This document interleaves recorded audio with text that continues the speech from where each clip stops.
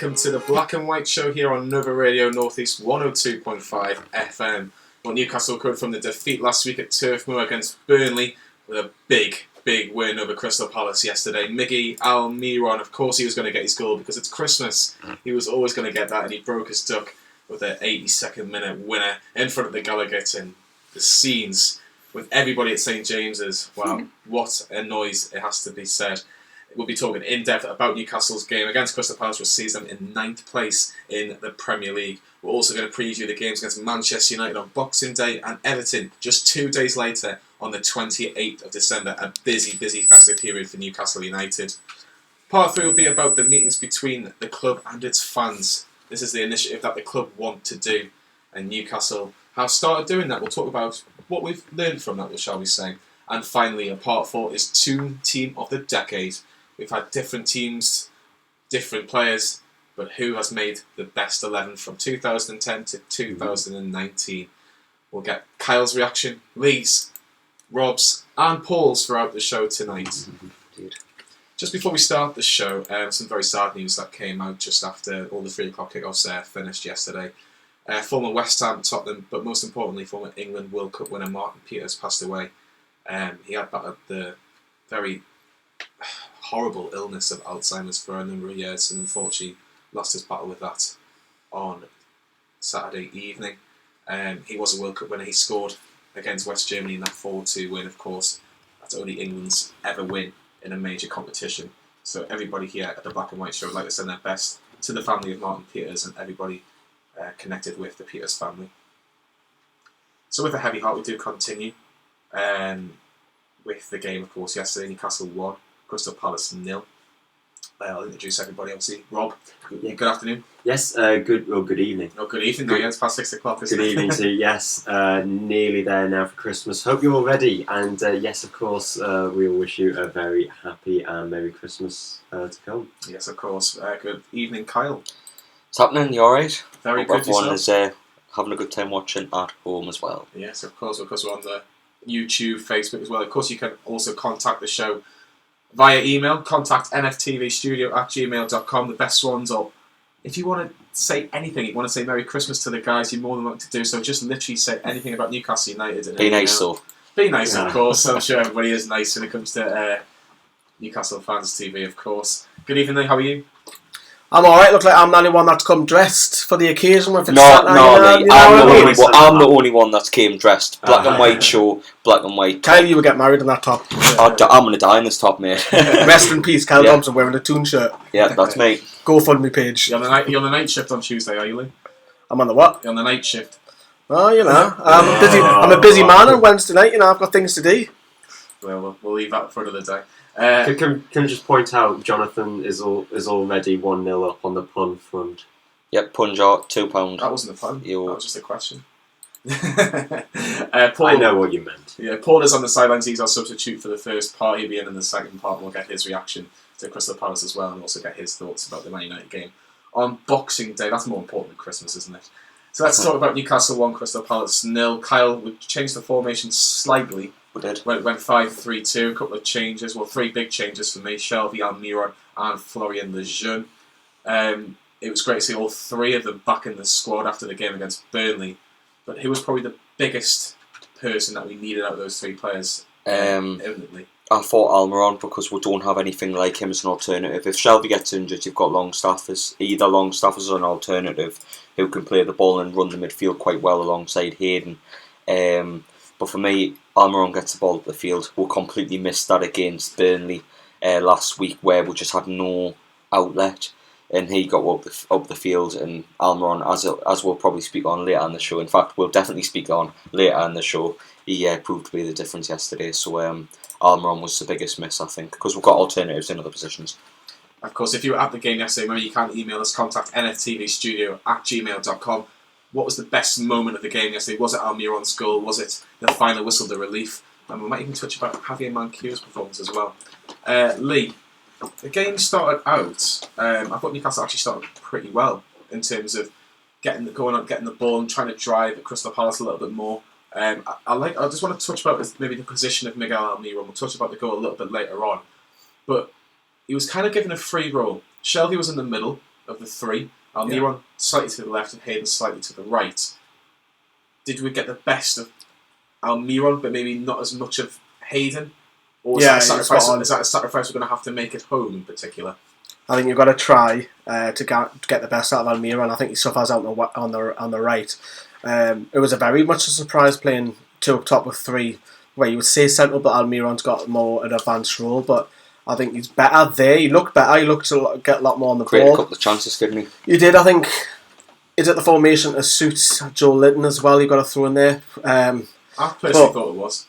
I think it was better. It was a surprise. Don't get me wrong. It was a pleasant surprise seeing two up top. I was like, ooh, we've got two up top here because we all thought that. We noticed in the game, didn't we? We've got two up top. We all thought that Joelinton would be playing on the wings, but after about 5 minutes, it was two up top. And you're right, we did start bright. Shelby was getting on the ball, but let's be honest, it was a horrible, horrible game to watch. I think Palace grew into it after about 15 minutes, and I said this already. I know we want to touch upon the game a little bit more in detail. I thought Palace were the better side through the majority of the game. Yeah, for sure. I'm just going to quickly interrupt. Obviously, there is a game being played. Tottenham 0, Chelsea 2.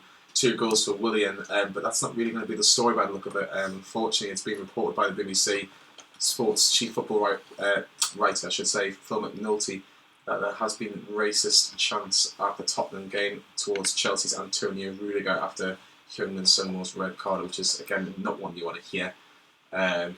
Which the title just says racism, rears an ugly head again.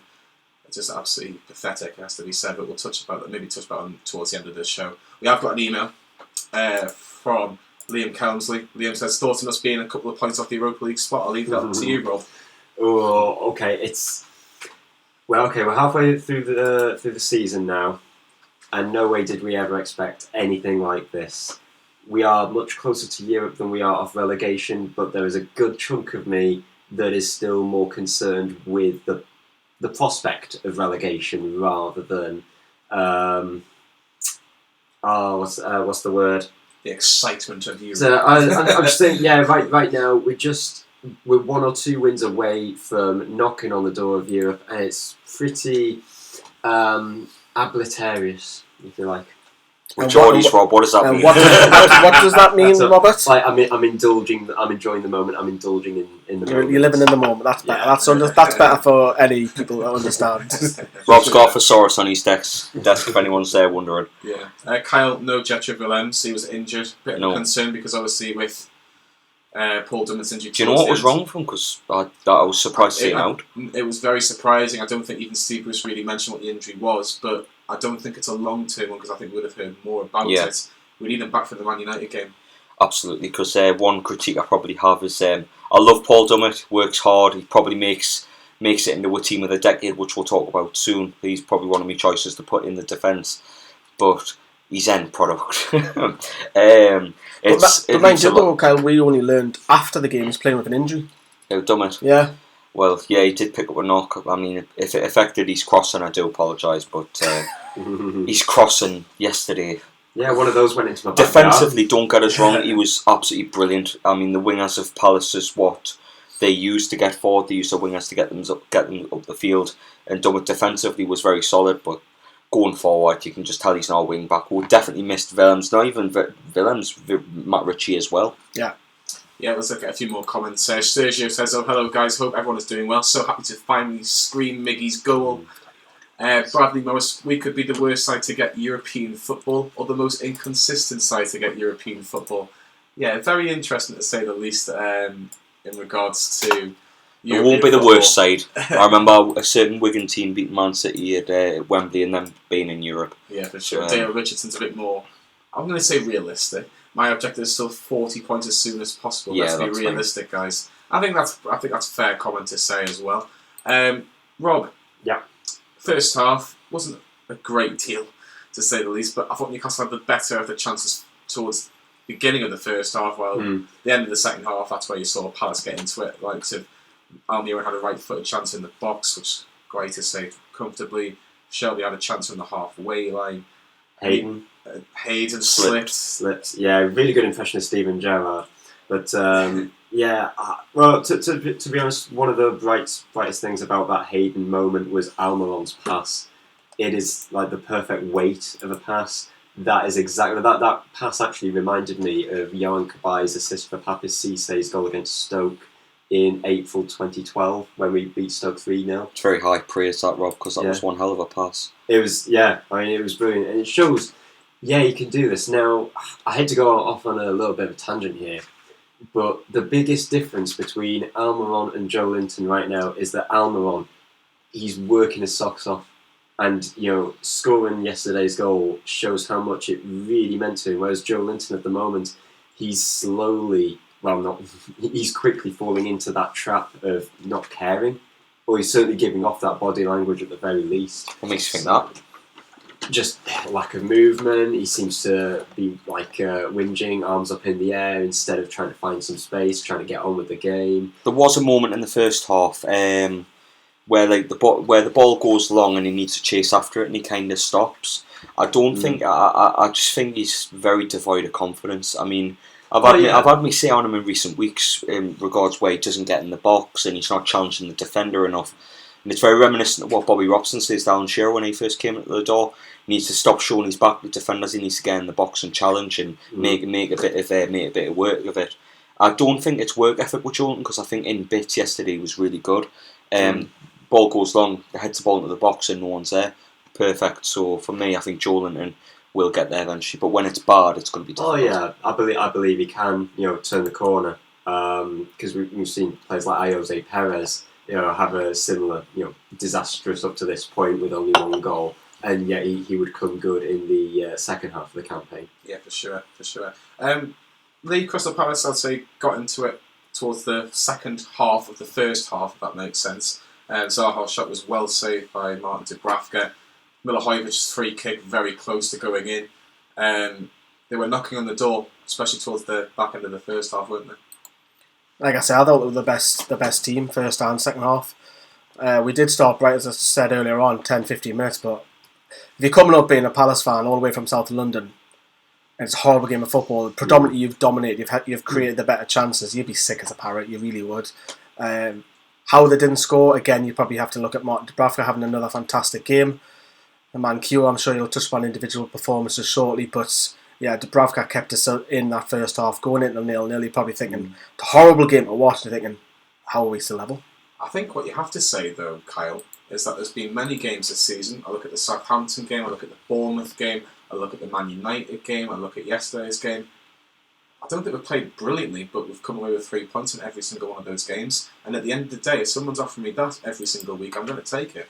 It's a results business, Johnny. It doesn't matter how you play. The way we are as Newcastle fans, results matter. So, I mean, we haven't seen a good attacking, free-flowing football since Bobby was here, to be honest. I mean, even under Rafa, as great as Rafa was, his football was very left to be desired. Let's be honest, very defensive, very strategic. Everybody knew what they were doing, very organised and things like that, and it worked. If it's boring football but it gets results, who would argue, like as fans? For sure. Remember, you can contact the show, contact NFTV Studio. Liam's already done so far. We've also got a question in from Charlie. Charlie says, "How good was Javier Manquillo? Was he on par with Miguel Almiron?" He was my man of the match yesterday. Absolutely brilliant, because everyone talks about Wilfred Zaha being one of the top 5, top 6 wingers in the country. Probably one of the best wingers outside the proverbial top 6, if you will. And he didn't do anything yesterday. Zaha, let's be honest, he won a couple of free kicks and that's about it. Manquillo beat him in every department. He was stronger, he was quicker, he was just more knowledgeable on what was going on. And I thought I'd say this about Manquillo, but as I was saying yesterday in the final word, it's Steve Bruce's man management that's getting the best out of certain players, and Manquillo's definitely profiting from this.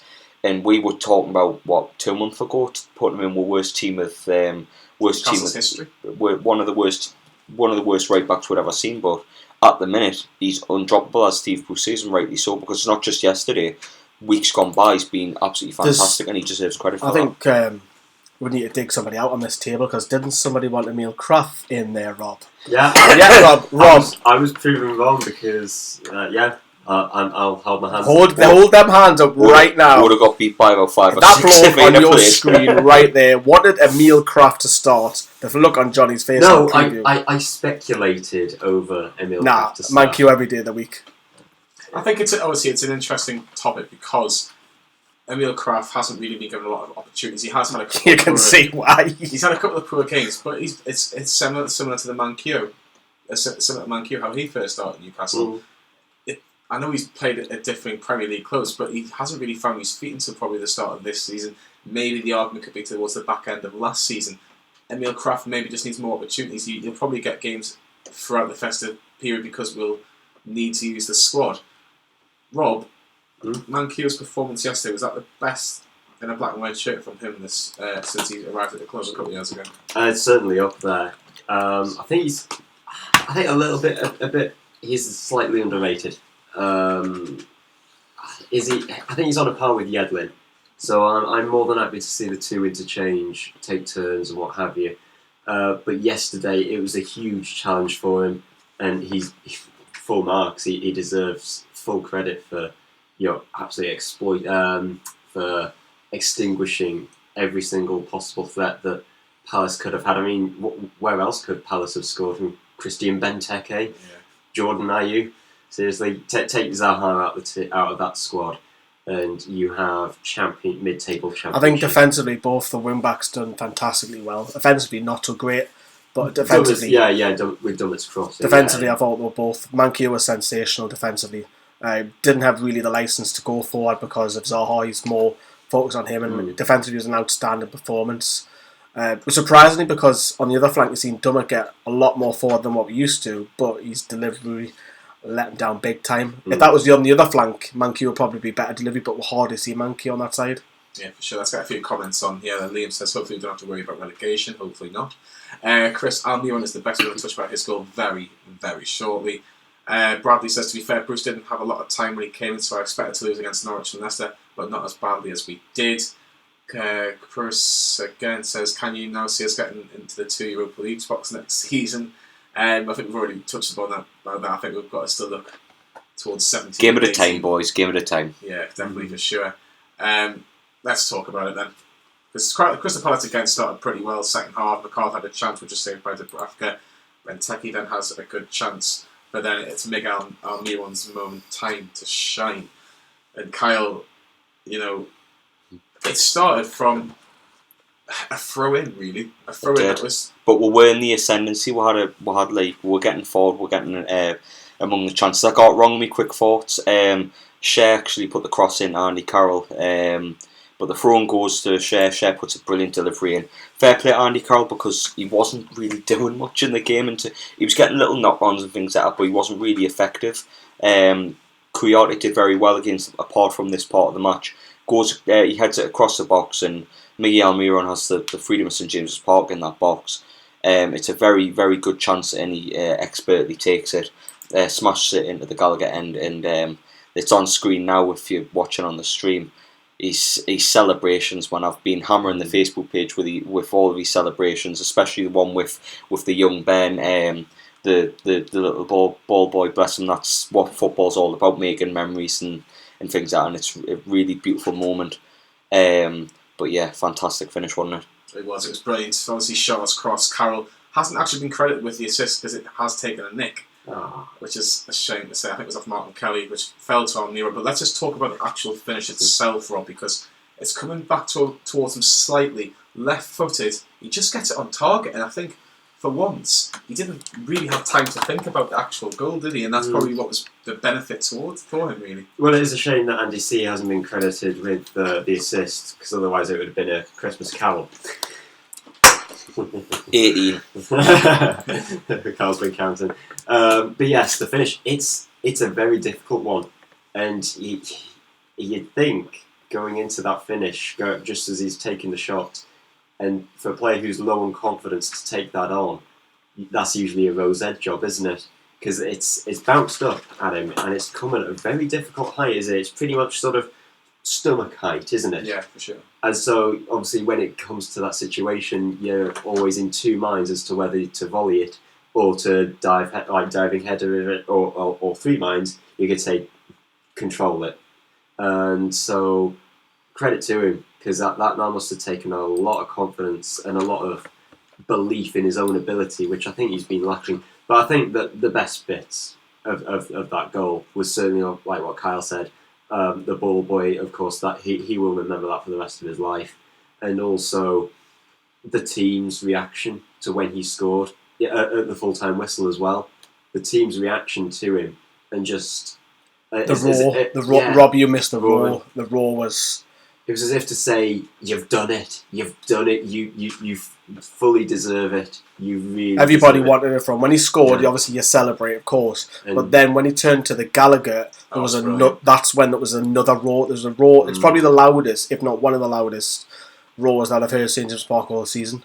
And you can see it was between that and Longstaff versus Man U. The joy of, you mentioned the fans, the ball boy, his teammates. You've seen the images on the club's website, on the Twitter. Yeah. They're all coming up and all sell. You can see what it means just to get that monkey off his back, and how joyful it's a togetherness. That's what it is. That they want the lad to do well, and he's finally done it. And you know what it is. If you're a betting man, you wouldn't put it past him now to go on a little run where he might score 4 or 5 in the next 10, 11, 12 games. Because he's now done that. Maybe our top scorer this season, maybe. Well, it's not very hard. Shelby's only on 5. Exactly, John Joe Shelby's only on 5 goals. I say only, mate. Shelby's done well this season. He's done very well. We'll talk about him in a second. We're going to hear from Steve Bruce and Miguel Almiron. Let's get their reaction to the win yesterday.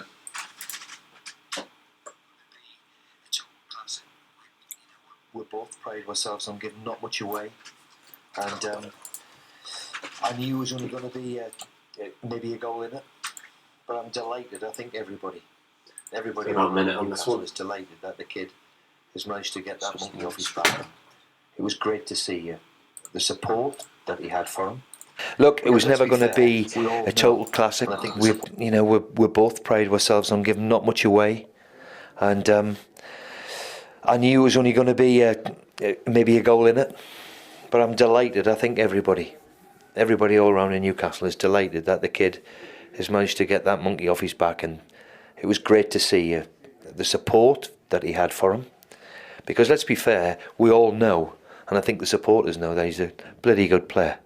And I think the supporters have seen him since last January. I've had the privilege of working with him for 5 months, and he's a delight. Absolute delight. Never going to cause you a bit of problem. Comes in time, works hard, smiles, trains. Ask him to play anywhere, he'll play. So when they've got that attitude, you want them to succeed, and make no mistake, he will.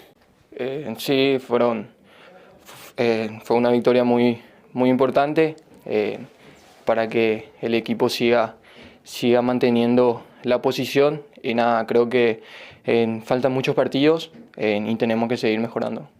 It was a very important win, especially to keep rising positions in the table, and it's very important for the team and for the spirit and everything like that. Even me can contact the show. Contact nftstudio@gmail.com. Whoa. Yeah, I nearly fell off your chair. Miguel Almiron's just scored a goal and Carl's never fell off his chair. So, well, God knows what happened if Joelinton scores a hat-trick against Man United. Cough. Exactly. Yes, you can contact nftvstudio@gmail.com for anything, any questions if you want to touch about anything in regards to the Man United game, which is going to be what we'll talk about next week more than that to do. So just a quick one from the Tottenham Hotspur Stadium. It's still Tottenham 0, Chelsea 2, and to injury time, it's 8 minutes of injury time. But just to repeat before, there has been racist chants, allegedly, according to the BBC.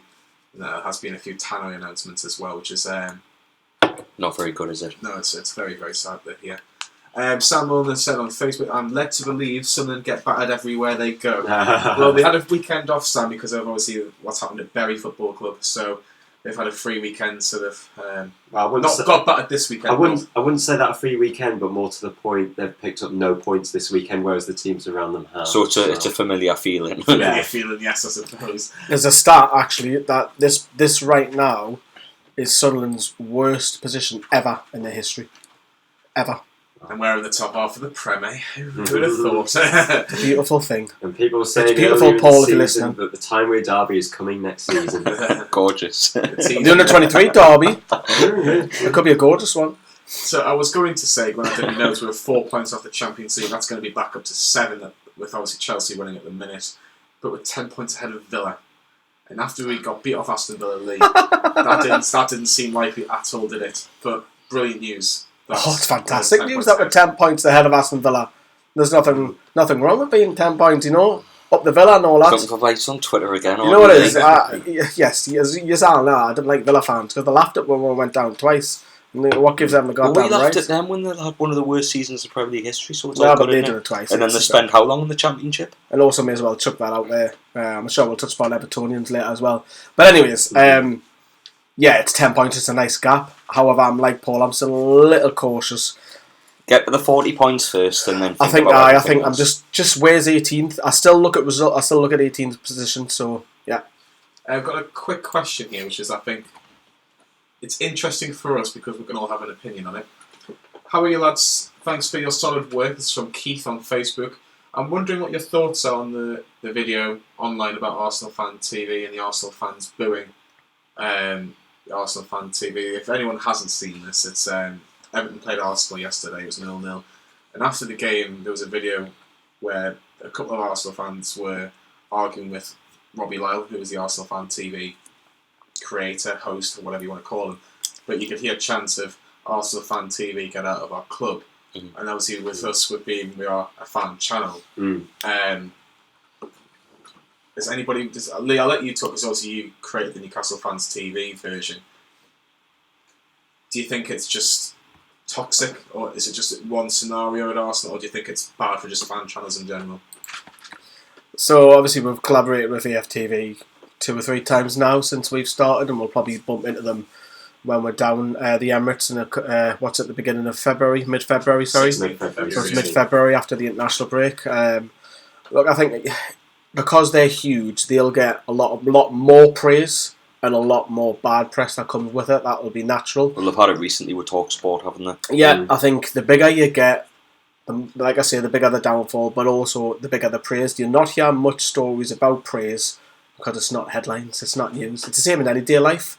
You turn on the news tonight, it's all bad news. It's about politicians, it's about something that's happened international, all that sort of stuff as well. So, yeah, it's just one of them. I mean, DT was in trouble for someone pinching his heart. There was a fight about a year ago outside one of the grounds, and obviously with...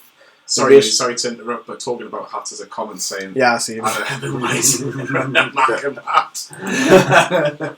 I'll wear this Mackem hat if I see it deemed fit. Merry Christmas to you too, humbug. I'm clipping that, B. I'll wear this Mackem hat. But I could do anything. I could turn it anything I want. Yeah, I can crop in this thing that you've taught us a little bit. It's Santa Claus, so get in the spirit of Christmas. Forget about colours. Yeah, do you know when Santa goes down my chimneys black and white, mate? Was that just off the call? Yeah, I was about to say. You took that off me, Lee.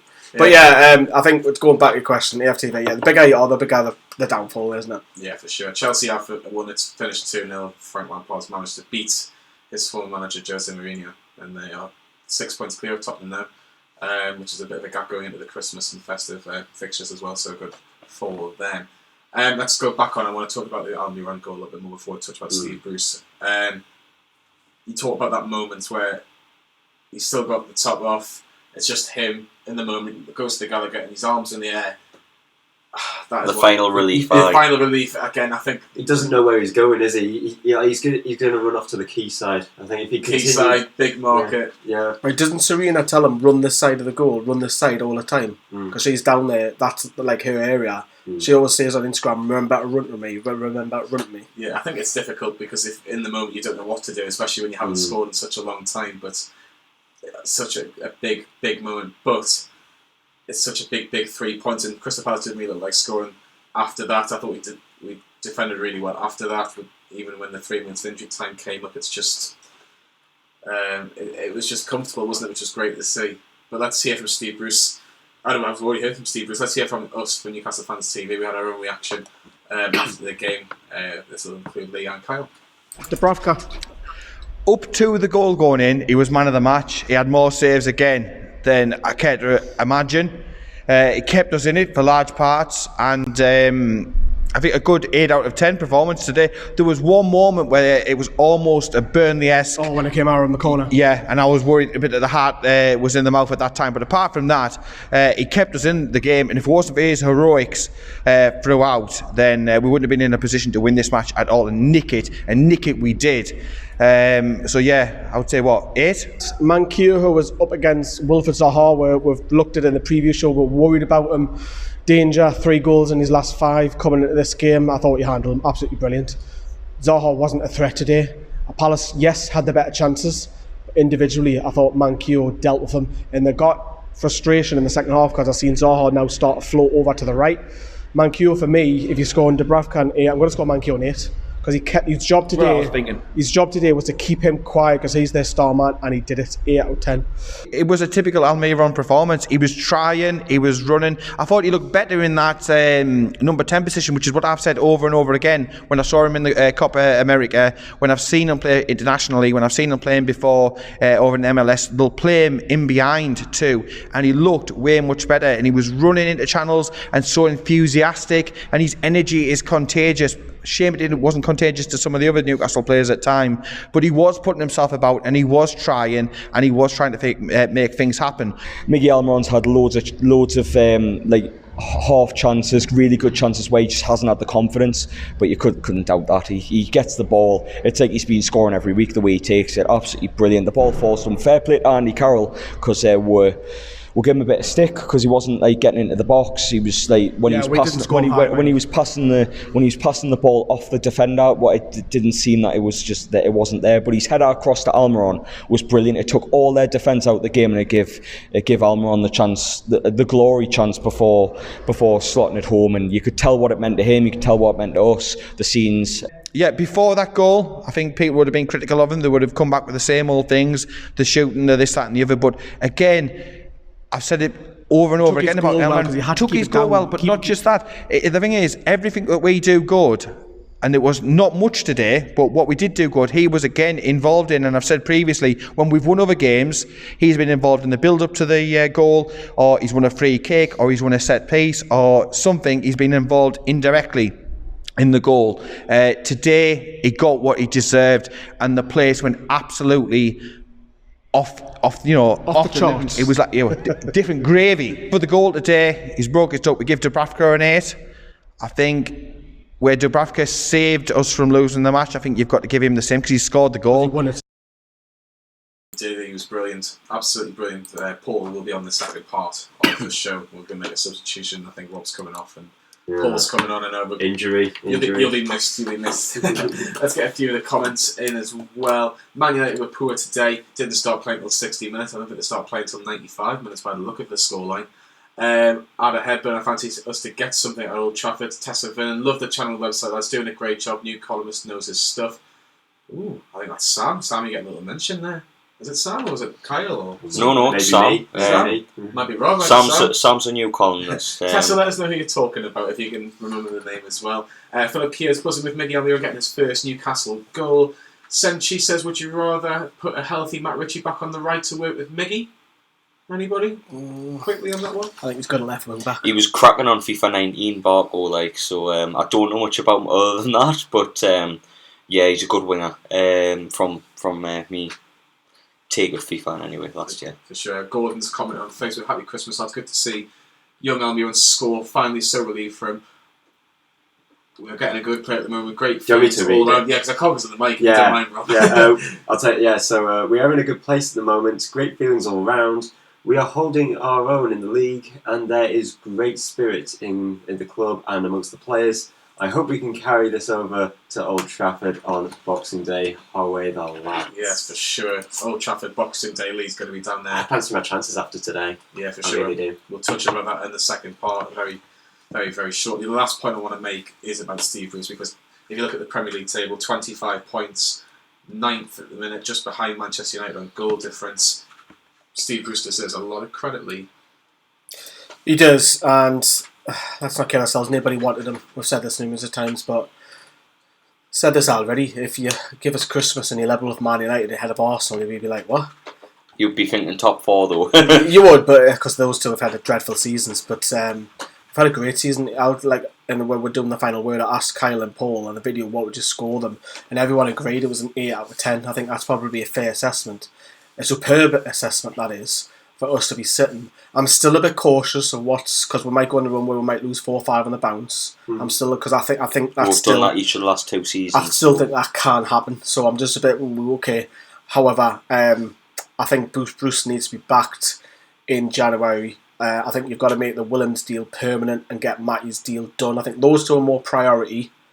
But yeah, and get a striker as well. I think Willems and Matty are more important than strengthened. I think those two first, get that piece of business done, then see what happens. But he's done brilliantly, has. If you were to do a half-term report, I'd put B+. What would you put, Rob? A. Kyle? I'll go B+. And Lee? I think you've got to go A. I agree with Rob, he's done sensational. I think the only reason I haven't, I think, was just the start of the season wasn't brilliant. But did you say he was up against? It wasn't brilliant, but to get the reaction out of the players in us to go on this good run of form, that has taken a lot. I don't know if you have noticed, but when Rafa was here, it was impossible to criticise him without getting stick. And now with Bruce here, it's like impossible to praise him a little bit because you've got to. I think he has a question which Paul mentioned as well. How many times is Mike Ash's name getting sung at games now? It's amazing what happens when you win football games. Exactly. Yeah. Newcastle have only lost 1 home game in the league this season. That was the first game of the season when I don't remember we're having a home record like that since Boy Robson. Since Pardew when we went on that winning run. Yeah, possibly. Yeah. Newcastle didn't lose home games in the early 2000s. Honestly, it was rare if we lost home games in the early 2000s. Under Rafa as well, we always lost the odd home game against like really awful teams. Yeah, like your Brightons and Watford, and like he had it in him. And Bruce so far is ticking the boxes, I suppose. He is ticking the boxes. We're going to have a quick break. It's obviously Christmas in a couple of days, and Rob's got a couple of good Christmas songs, and we're going to start with the Fairy Tale of New York. If you're listening on the radio now, best one.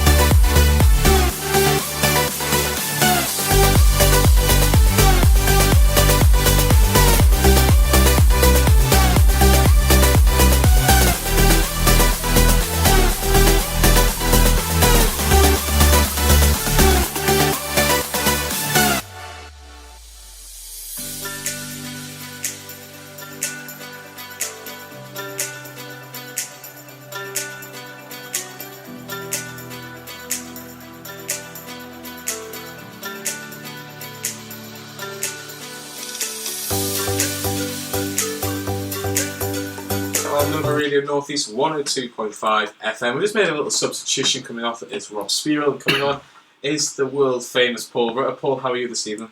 I'm absolutely buzzing. Oh, I thought you were going to say you're absolutely beautiful. Yeah, well, I know that I've got a lot of comments about being beautiful, so I feel quite, pleased with myself. Yeah, beautiful and gorgeous. I've been called loads. Thank you to the people of Newcastle. Well, I don't know. Johnny doesn't know how to say it. How would you follow that up, Johnny? Just know where to put it himself. I'll tell you what I'll follow it up with. I'll follow it with a few comments, because there have been a few comments since we had the break. Let's have a little look. This is trying multitasking, by the way. Mickey plays better in the middle, mainly as a cam, which is where he played his entire career, says Joshua Simmons. I think I agree with that one. CD Vlogs, will Mickey be better now as he has less pressure on him to score? What do you think, Paul? I've been saying for ages, have I not? Been saying for ages that Miggy needs to play in that number 10, that central attacking midfield role. He did that in the Copa America, and he was absolutely fantastic. I've been beating the Miggy drum all season, and I'm just so pleased for him. But he did score actually after Steve Bruce did the little tweak to the tactics and stuff. But he looked really lively, I thought, throughout the game yesterday. So just buzzing for him. I think he will go on a run now. I'm convinced he's going to go on a run. I hope Definitely. so. Hope so. We'll get a win against Man United. That'd be absolutely brilliant. Let's have a look. Philip Kears B+. He agrees with me and Kyle rather B+. Let's have a look. Emilio Gomez, play Almiron as a number 10 and you'll get the best of him. I think we've seen a little bit of that yesterday. Mr. Threepwood, can you imagine how good it could be if we could actually start playing well with the ball? Yes, that is interesting. We might touch about that in a second.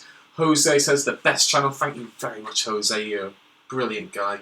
Have you boys spoken about Manquillo? Yes, we have. His performance was world class, and we've got DJ Paul Rutter, as David has said. But this is part 2. We're going to talk about Manchester United on Boxing Day, and we might even touch about Everton as well on the 28th. It's a busy week. Of course, it is. It's Christmas. It's the festive period. It's Manchester United, Everton, Leicester, and good old Rochdale on the 4th of January as well, which will be a great way to end off the festive period. Let's start with Manchester United. They got beat 2-0 today against Watford, bottom of the league, Watford, who haven't won a home game all season in the league. He only scored 4 goals before today, at home. Manchester United, this is a stat that I've just seen, by the way, so it's not my personal stat, but it's an absolutely brilliant stat. Ole Gunnar Solskjaer's Premier League win percentage without penalties as a permanent manager. What percentage do you think he's won? Low. 22. 22, Kyle? 30? No, it's lower than that. Surely got to be higher than that. I was going to say about 30%. I'll say high 20s, 28%. 7%. Wow. 7%? No way. 7%. Oh my God. 7%. And Alan Pardew's out of work. In the advert, I said to Rob, so you're going to love his stat, and he's literally just going, what? He is the stat man. 7%. He is the stat man. Can you send this up, please? I will do. What about that? Oh, yeah. I'll get check Carl's friends later on. Now, you know all sorts about Manchester United, but let's talk about their recent games. Obviously, they got beat today against Watford. They won in the Cup against Colchester. Actually, when you look at the last 6 games bar today, they've been pretty good. They beat Spurs, they beat Manchester City, they won in the Europa League. They drew against Everton, which was a slight disappointment. Some lad called Greenwood scored. I heard he's quite good as well. What have you made of Manchester United this season, Kyle? Bit up and down, to say the least. By Man United expectations, they've been shocking. To be level on points with us at Christmas, I think it's the first time it's been like that since Sir Bobby was manager. So yeah, it's been cracking, but that stats just blew me away. 7% without penalties. It's like the That's mid-90s, mental, isn't it? man. But it's like the mid-90s, but in mid-table. Oh. It's cricket. It is brilliant. And we can contact us. It's contact NFTV Studio via email at gmail.com. You can even tell us how bad Manchester United are if you want to do that, because everybody likes talking about how bad Manchester United are on this channel as well. Lee, I've put here beatable, but with a couple of quality players, and I'm talking about in particular Marcus Rashford. Take away today, he's been in scintillating form. He's the only one, isn't he? Scott McTominay's done well for them as well. Is he that high-end quality player, not for me. Pogba returned today. Yeah, that's probably Martial is hit and miss. It just goes to show you Lingard's the shadow of his former self. He's had a few personal problems, but in terms of Rashford Lee, he's the one you've got to keep quiet, haven't you? Well, we did at St James's Park, didn't we? Very Go on, say it then. What's that? I know what you're going to say. You're dying to say it. What do you Go want on. to say? Yeah, I know exactly what you're thinking. What- we all know what we're thinking. Well, last time we played Man United. Some lad scored. Some lad. Where was he from? Some boy he is. You want to mention it? But He's some lad. we kept Rashford quiet, and he played directly up front that game. So there's a lot of debate about him. Is he a striker? Is he not? Is he better out on the left? I think he's better on the left personally. He is one to watch. He's not the only one. Look, it's Man United on the day. You've just seen a graphic before of all their results. They won a great run of form, beat some high-end teams, and then they go and lose Watford. They're such a strange team.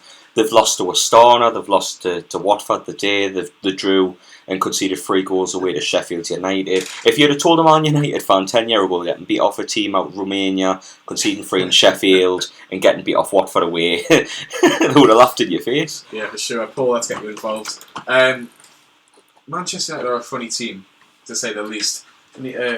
Basically, what I will say about Manchester United is that they can beat a team like Manchester City, and I thought they played very, very well against Manchester City, Paul. We've got to be careful because they almost remind me a little bit of Liverpool just a few years ago when Jurgen Klopp first came.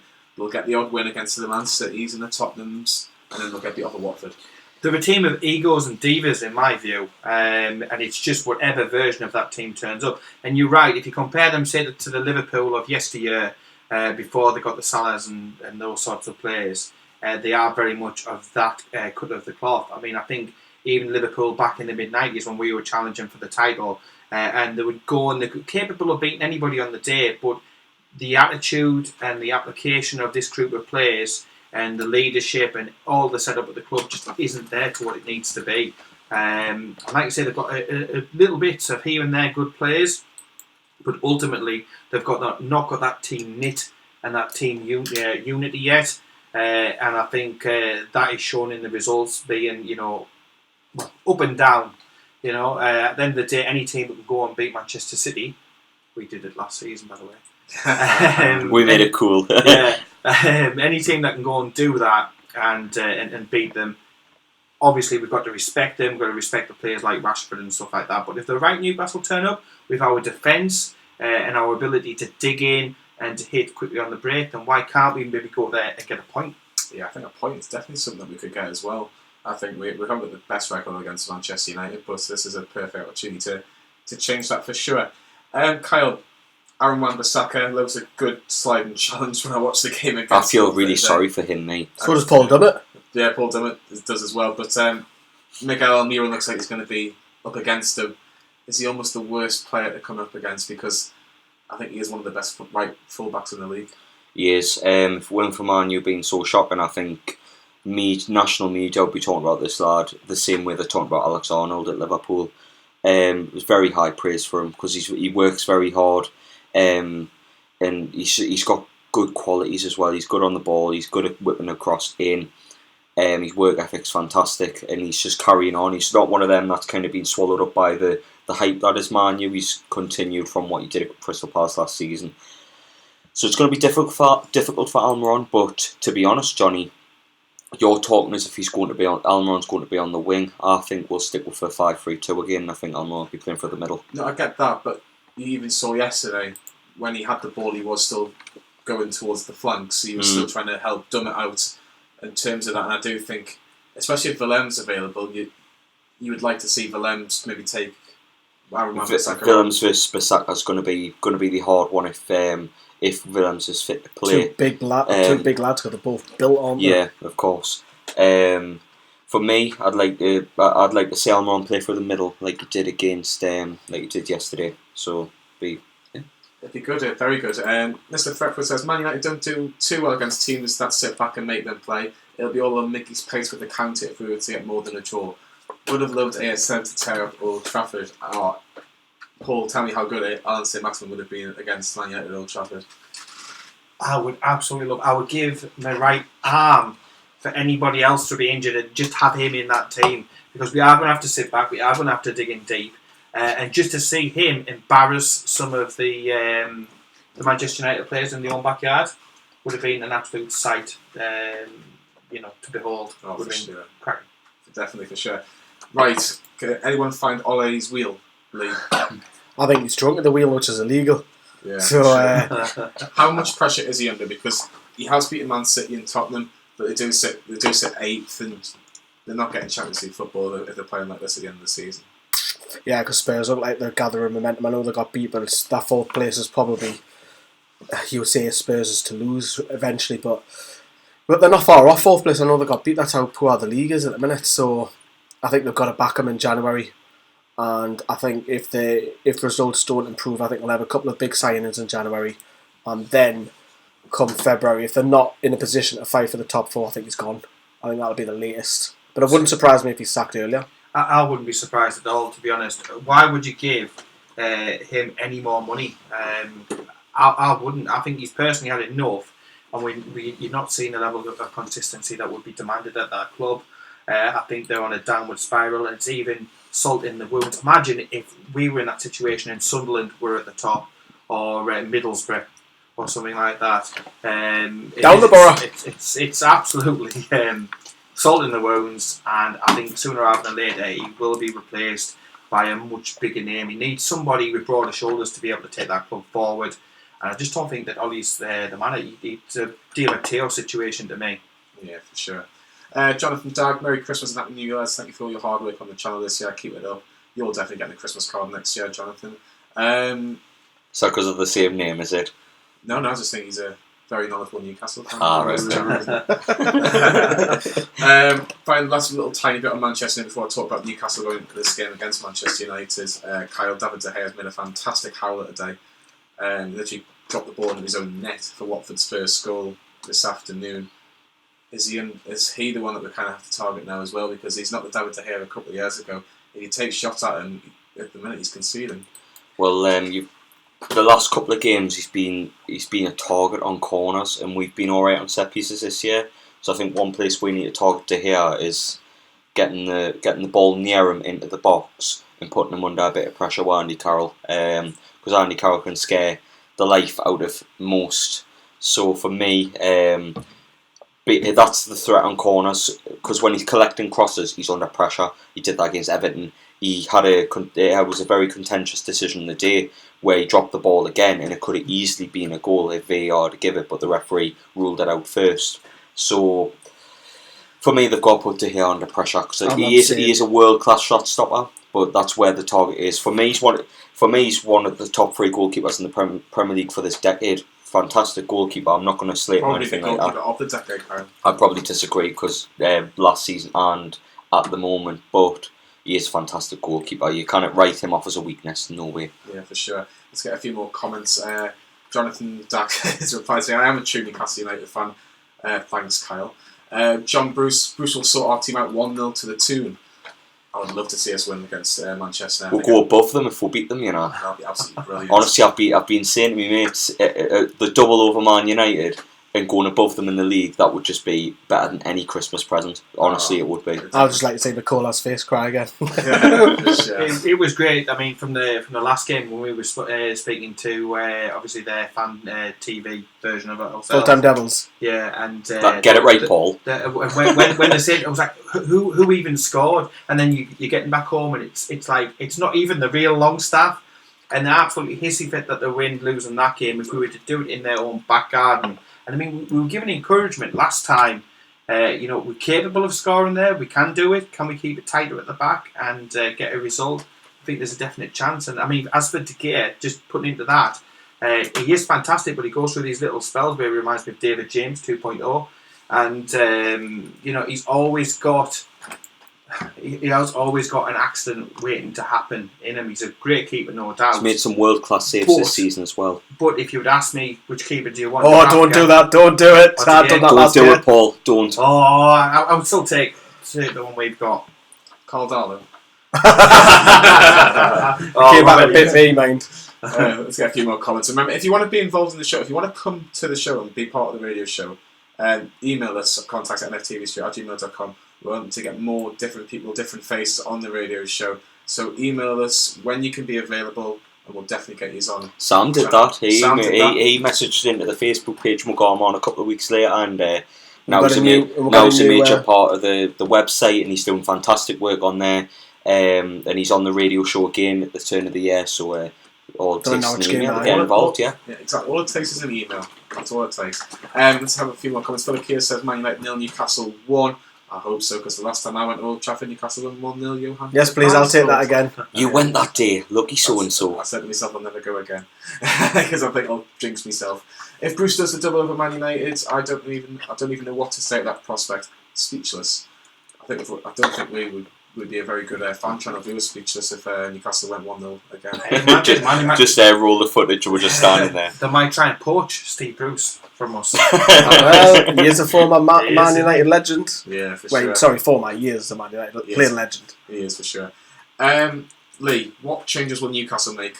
Because for Man U? Because I do think that there was going to be 2 or 3 changes into this game, because I think Everton's a bigger game for us, if I'm being brutally honest. I think we'll touch about Everton in general in a couple of minutes, but just, is there any changes that you would make, knowing that that game might be slightly bigger for us? Got no qualms about the defence. I think I can only say one change, maybe maximum at the defence if Williams is in. I think there'll be 3. In the defence? No, 3 changes all round. I was going to say, in the defence I can only say maybe Jethro Williams. I think Willems, if fit, will come in. I think Lejeune, I don't think Lejeune's capable of playing 2 games in a couple of days just yet. I think he'll be withdrawn, and I think there'll be a change in the midfield as well. That wouldn't surprise me if one of the midfielders changed. I'll tell you what, I will be surprised if he goes 2 up top at Old Trafford. I will be shocked. I'll start Dwight Gale, me. I think there's 2 games Remember in little the space. striker. When you have a game on the 26th and the 28th, surely Gale's got to have a look into one of those 2. Surely, yeah. Because he always scores the goals. He does. If he doesn't, then you cannot criticise him. He's gone, because what has he got and to do? Mutu as well. There's another one. Yeah, scored against Man United last season. Did fantastic. So did Kennedy, mind. Who? Yeah, so did Kennedy. Is that the WWE wrestler? Yeah, I think it is, isn't it? It is. But Paul, any shouts a Christian Atsu or a Longstaff? It's Christmas. I know it's Christmas, but I think you're pushing it just a little bit too much. I think Atsu at the moment, he had that fantastic game, didn't he, down at Spurs? We all remember that day so fondly. But I'm sorry, since then he's sadly gone missing in action. Does he know it's Christmas time? I don't know. He normally historically plays really well this time of year, but he's just not done it. And it's going to be all hands to the pump at Old Trafford. I would not put Christian Atsu in. I'm sorry, no way. Might not have no choice if we get an injury in that position, which is a frightening. Well, it depends on Dummett, who's going to play there. A frightening prospect for sure. Let's talk about Everton. Carlo Ancelotti as the Everton manager is not a sentence I thought I'd be saying. Just ever. Ever. If I'm being brutally honest. But let's give. I know, obviously, Lee, you're not a massive fan of Everton in general. But the fans, I'm not. The fans are not. But that's got to be a bit of ambition, isn't it? To get Carlo Ancelotti, Champions League, Premier League, Serie A winner. Yeah, it's Everton fans. I'm not going to thank me for saying this, because I'm going to compare Everton and Newcastle. I mean, I'd be very surprised if Everton fans are watching Black and White show. Like. It's very similar to how we got Rafa. It was like, wow, we've got this bloke who's come in and all that. It's very similar how Everton have now got a winner. What's going to happen, we don't know, but to get a name, not just name, his CV, all them clubs he's listed. Won 3 Champions Leagues and he's at Everton. What's he doing? Phenomenal. He's there because of the pay. Let's not kid ourselves. 12.8 million a year or something. He's there for the pay, and it's a hell of a scoop to get Ancelotti. I don't care any Premier League side to get him. He's a born winner. Will he do good things? We'll have to wait and see. He did well at Chelsea. He didn't deserve to get sacked at Chelsea. Yeah, we never did hitting either. So I just think Everton, though, they need. I'd like attack Everton today, but there's a glass ceiling. No, please do. In Liverpool, you're never going to get above the other team that's in Liverpool. I'm not on about Tranmere or anything like that. It's always going to be the second team in there, and unless there is absolutely bucket loads of money, how high does he think he's going to get? I mean, to me, I think if they get 5th, best of the rest, they've done really, really well. But this current Everton team 5th, are you sure, Paul? No, I think what I'm saying is that's the best he can get. I don't honestly think that he'll be able to break that top 4 with Everton. I don't think they've got the facilities there, and I can just see it ending in tears. I mean, he's a fantastic name, but as we found out with Rafa, it'll only get you so far if the investment isn't right. And obviously Everton will invest. They're going to be ploughing money into new stadiums and all this, that, and the other. So there can't be it's not like Football Manager. There will be limits on what he can spend and what he can do. So I would just sort of temper it down just a little bit. What was the bigger coup? Newcastle getting Rafa or Everton getting Ancelotti? I think it's on a par. I think it is. I think Everton getting Ancelotti because Howie. I think it's on a par. It's mad, man. But for us to keep a Champions League winning manager in the Championship was a bigger coup. That was an absolute unbelievable masterstroke to be able to do that. I think that maybe pushes it slightly more on the Rafa side, but it is very, very close. But Didn't he go from the Burnabout to Burton in 13 months? At least we won there. Let's have a look. If we were playing Burton every week, we would do well, wouldn't we? What to Burton? Yeah. Shout out to Ramsey there. If you're looking at Everton's form, obviously it's more Silva and Ferguson from the last few games. Obviously, Marco Silva was in charge of the Norwich defeat, the Leicester defeat, and the Liverpool defeat was the final straw. Then Duncan Ferguson, the former Newcastle striker, got the win against Chelsea. A very comfortable win, I have to say. The draw against Manchester United. The draw against Leicester, but obviously lost on penalties, and then the draw yesterday against Arsenal. So they hadn't lost under Ferguson as well, Kyle. My worry for this game is the Ancelotti factor. The fact it's, oh my goodness, we've got Carlo Ancelotti, we're going to go and win every game. Can that also be a detriment to Everton because they'll probably go to Newcastle expecting all 3 points, and maybe Newcastle can spring a surprise? Maybe so. It's going to be an interesting prospect. It depends on the game on Boxing Day, Johnny. If we get a good result against Man United, we'll be proper. We'll be in form. We'll be really up for the Everton game, just like we were last season. Obviously, little Arm Pickford coming back up to the North East, where he gets a very nice welcome, shall we say, against his former club's biggest rivals. So yeah, it's going to be an interesting prospect, and I think with Carlo Ancelotti there will be a buzz regardless of the result on Boxing Day for them. Do you think though, Kyle, the dynamic, if you think about what they had before, and then you got in for Ferguson, who's very passionate, very hard on his chest, and you go back to he seems to me quite a withdraw manager. Again, not the same type of character that what Ferguson is, and Ferguson's really been able to galvanise the team and get a tune out of these players. Then going back into a similar sort of manager to maybe what doesn't like Italians, or does he? So, but I'm just wondering, you've got Ferguson.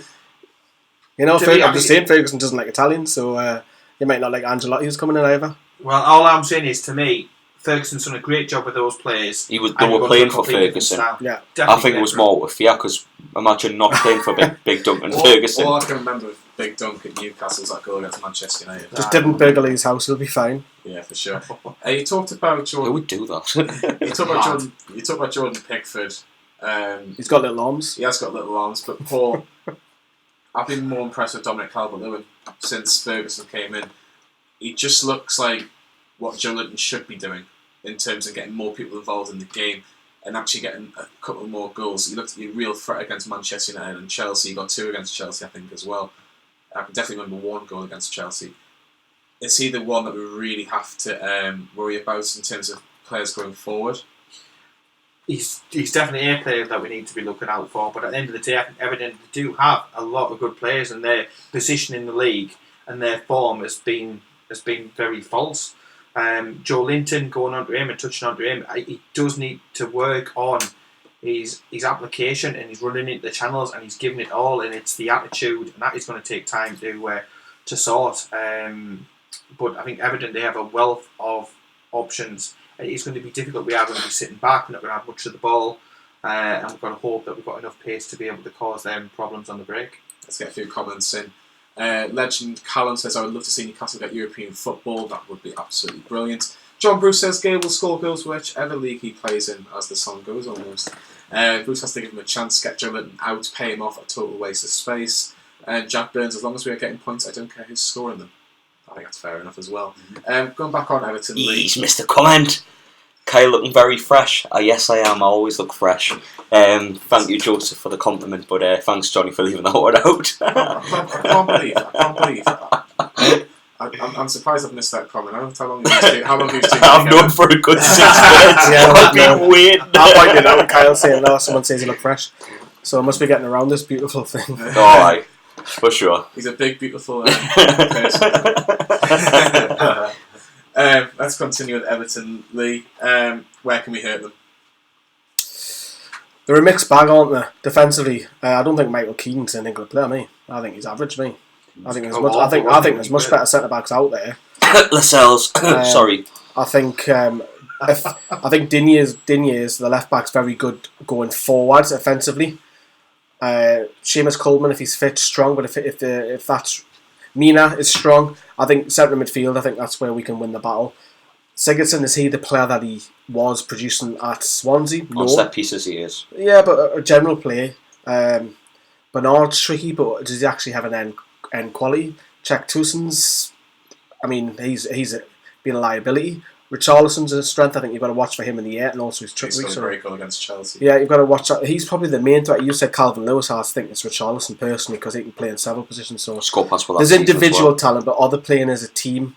That's what Ferguson got them. He got them together. And will Ancelotti be able to do that? That's the big question. It's just, I just hope there's not a manager bounce because normally there is. That's a big worry. The 3/4 of the time there's a manager bounce, and that's where I'm like, oh, is this where they're gonna bounce? So you want to hope to win, but I wouldn't pass the manager bounce. Who knows? Everton sit in 15th place. They're 4 points clear of Aston Villa, who are in 18th place as well. Everton have had some tough fixtures and have still got some tough fixtures to come. They've got Burnley at home. They've got a good win against Bournemouth. They've got us on the 28th, and then they've got Manchester City ahead of the Merseyside Derby FA Cup match at Anfield. So it's not easy for Carlo Ancelotti in his first few games. Last question: predictions for both the games, Manchester United and Everton. Before we go on a break, I'll let you start, Lee. How many points and what are the scores? What for both the games? Both the games. Oh, if you give us 2, I'll probably take that, a draw and a draw. But I'll say 3. So we'll get beat at Old Trafford and we'll win Everton. Kyle? You know me, Johnny. I see Lee tried to get this out of us yesterday. That's literally going to be a no-brainer, that's you know me. Johnny. But no, I'm cautiously optimistic going into both. I am. Going off the way we played yesterday. Rather than predicting, what would you take? I'd take 6 points happily. But you'd see you're trying to bend the question to get it out of us. Would you get 2 points? Would you get 3? I'd say I'll take 3. I think 3's a realistic. So you think he's good? So Kyle's just said that we're going to win 1 and lose 1. There you go. But depends which one. I'm cautiously optimistic we can pick more up than that. I'm always the optimist on this channel, and I'm gonna stick with that. Okay, Kyle, I'll let you. A yes and no. It's not a prediction. It's just a question from a comment. Would you start Andy Carroll against Man United or Everton? I'd start him in both if he's fit. He's not going to play both. No way. You see, Man United's defence, Lindelof's there to be targeted by physical striker. Maguire will be on Carroll all day. Probably Everton, because there's weaknesses in both. Both physically, there's a weakness on one side of the 2 defenders in the centre. So, yeah, it's probably worth playing Andy Carroll in some part in both games. But if he's not fit enough, then 1. Paul? I'm going to go a very confident score draw against Old Trafford against Manchester United. And then I think we're going to pick up 3 points. And I think it's going to be back against the wall job, part of the bus. And I think we are going to get the 3 points against Everton as well. So I'm feeling confident. I can't imagine there's going to be 2 games that I sit there and think, what a great Newcastle performance. But I think we are capable of digging in, set pieces, free kicks, breaking at speed and getting results on the board. For sure. I'm going to agree with you, Paul, because you were right last time. So I'm going to go 4 points as well. I think it might be the other way around. I think we might get a win against Man United and get a point against Everton. I don't know why. I think I might be stupid, but just got a funny feeling with being Christmas and everything. But yeah, so 4 points. We're having a break. Get your comments in if you're watching us on YouTube, or if you want to email us, it's contactnftvstudio@gmail.com. How many points will Newcastle get from those two games against Manchester United and Everton? Part 3 is all about a couple of meetings that Newcastle fans have had with the hierarchy of Newcastle United. We'll see what they've been talking about straight after on Nova Radio North East.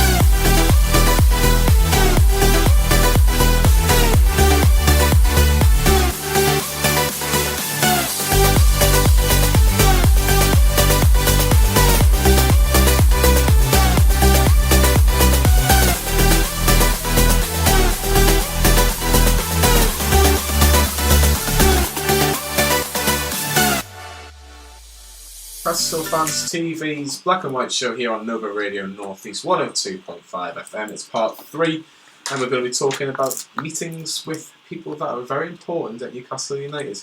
That doesn't happen a lot, let's be brutally honest. Remember, you can contact the show on contactnftvstudio@gmail.com. That is our email address if you want to get any questions in as well.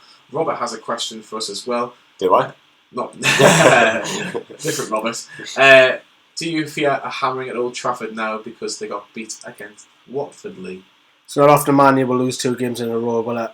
Not hugely, but yeah, there's doubt about it because they want to put on a show at home, Boxing Day as well. Everyone's in the festive spirit. They want to put on a show, so yeah, it could potentially happen. Legend Callum, Rondon or Joelinton? Quickly, Paul. Should have been Rondon all along. I said this all along. Should have brought both in, so one learns off the other. But I would have had Rondon in first. Yeah, for sure. And finally, Rob, Joelinton and Gale both hat tricks at Old Trafford after De Gea's howler. How likely is that going to happen? Pushing it just a bit, not much, but just a bit. You look, we had to. No. We had Rob there. It feels weird sitting here. I haven't sat here since May, I don't think, when this used to be the presenting chair. You sat there on Tuesday? No, I haven't sat here on Tuesday. I sat in Lee's position on Tuesday. Yeah. It's being on that other side, isn't it?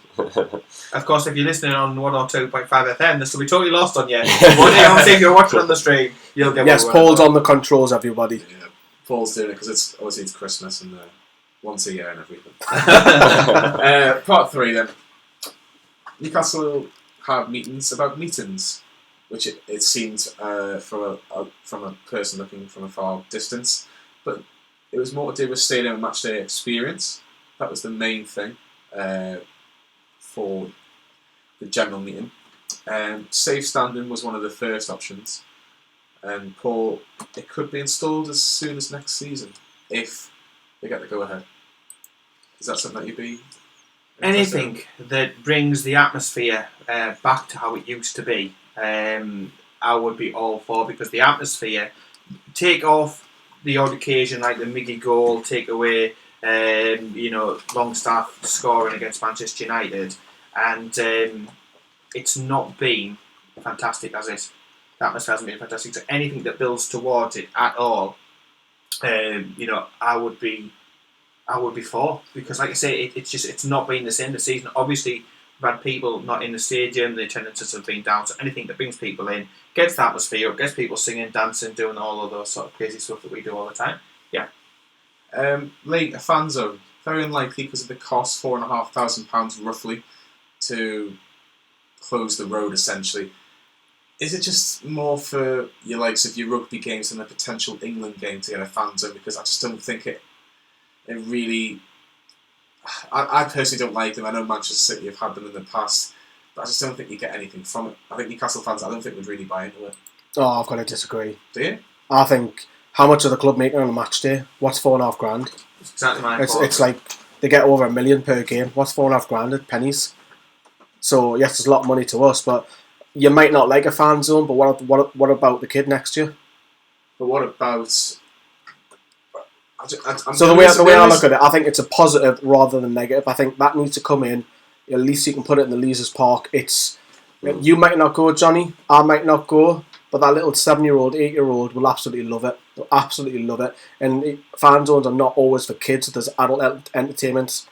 Not that kind of adult entertainment. But there's things like, you could have, there's so much more you can build of it. You can have like local bands. You can have local bands, highlighting them. Something for everyone. You can have, you can sell beer. Yes, I get it, the bad weather, but the weather changes maybe April to May, all the way through to possibly October, possibly. Look at Spurs, look at West Ham, even Crystal Palace. Man, I was blown away by Man City. Remember when we were down Man City? Yeah. Keep everybody in the area and keep that party atmosphere, hopefully after a good performance and win, going, or builds people up, so before the game, you're getting into that celebration, good mood and everything. It spills into the stadium.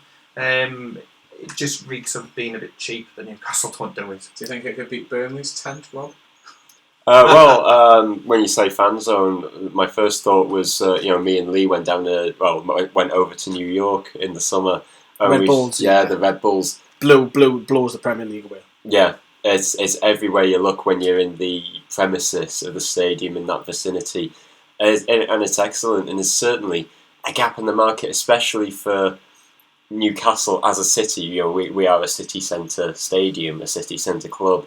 It would be of very little inconvenience, I think. And even if Palace can do it, which Palace we've been there, it's possible, a small one, but it's there, and people can use it if they like, and if they don't like it, then they don't have to use it. Anfield have it every home game. See, I think I would. I mean, obviously, I've got kids. I would use it. I would bring it, and it's like they're getting up to that age where they're getting interested in football and want to experience it. And I just think it would add to the entire thing, and it needs to happen. Like I say, £4.5 like they said, when you consider the price of season tickets, the money that they generate from match income is a drop in the ocean. Yeah, for sure. One thing that I'm actually an advocate for is VAR on the advertising boards. Yeah. I think for me, especially someone that sits in the Gallagher who can't see the big screen towards the away fans on the John Hall, I think that would be beneficial for a lot of fans if it just says VAR check. And then you've seen in today's games and yesterday's games, I'll give you the Tottenham one, for example, with the second goal. They're checking for a penalty, and then they're checking for a red card for Son's red card in the second half. So that would be more beneficial for someone that sits in the Gallagher. And well, we can't see Johnny. We don't know if anything's happening unless it's a tannoy announcement, which we don't really get. I said, was it you, Paul? I said they should have a rolling, put a TV, like a 60-inch, 70-inch, on wheels, so you can just wheel it in and out the stadium, where the ambulance is. You can put one there, or the other corner flag towards where I used to sit last year, which is the west, which is west of the Gallagher. You can easily put a 60-inch TV on wheels and wheel it in and out. That's easy doing. That's not going to cost £4.5, Paul, is it? Again, we're talking small figures for a Premier League club, an established historical Premier League club, and again, it improves the fan experience. And ultimately, why would the club not want to do that? Why would it not, do this? Probably because it's got Lee Charnley in charge, and he couldn't make a decision if his life depended on it, in my opinion. But yeah, just do it. Let's stop talking about it. These have been issues that have been raised time and time and time again, and all the clubs seem to do is talk and no action.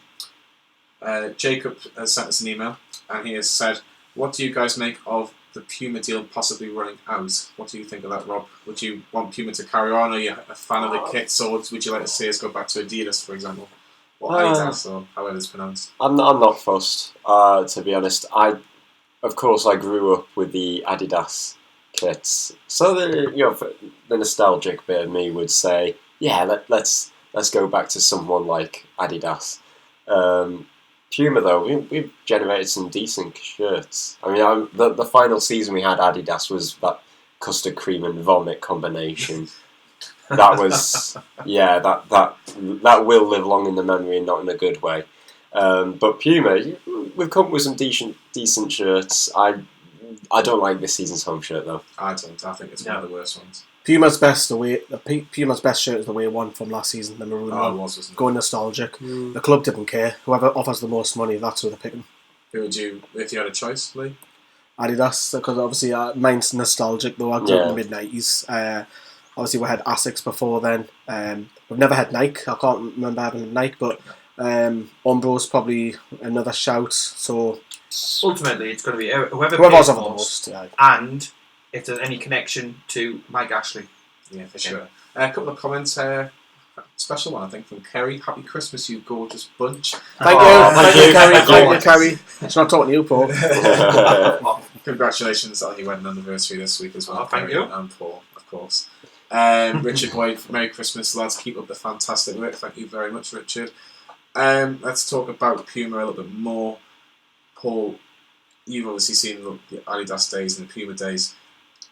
Is there a particular shirt that you like from Puma, or would you go back to Adidas, or take away the Mike Ashley aspect out of it, obviously with the financial aspect? I think the best shirts that Puma have done are the ones that hark back to the ones that Adidas done anyway. So you might as well go back to the Adidas ones. I think their designs were much better.